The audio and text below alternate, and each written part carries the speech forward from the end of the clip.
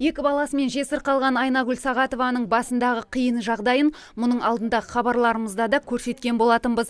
Қолында 10 жасар науқас қызы бар ана пәтер жалдап тұратын, алайда мәселеден хабардар болған жергілікті әкімдік бұл отбасыға пәтер сыйлаған. Мен қазір осы жерге жаңағы ЖКХ бізге осы үйді арендовать етіп берді мартқа дейін. Мен өйткені ана жақтан квартирада шық деп атқаннан кейін мен баратын жерім жоқ болған кейін ЖКХ амал жоқ жерге арендный үй деп арендасын мартқа дейін төлеп, договорға тұрып, мартқа дейін төлейтін болды осы жерге квартирада.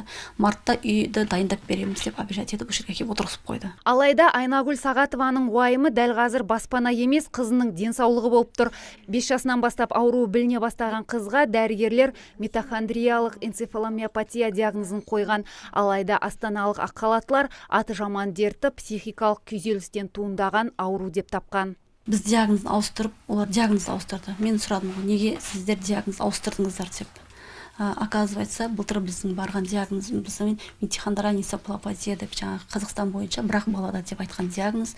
Оказывается, бала ондай состояниеге жатпайды екен деп айтты. Я говорю, сіздер өздеріңіз қойдыңыздар осы больницада, осы Астанада қойдыңыздар, сіздер қойғансыздар деп. Жағдайы күннен күнге қиындаған жеткіншек ас-су ішуден қалыпты. Тек дәрімен күнелткен қыздың ауруын анықтап, емделу үшін анасы шетелге аттанғысы келеді. Алайда дәрігерлер оны тегін ем алуға арналған квота кезегіне қоймапты. Ашуға мінген ана дәрігерлер квотаны енді бермесе, заң орындарына шағымданбақ.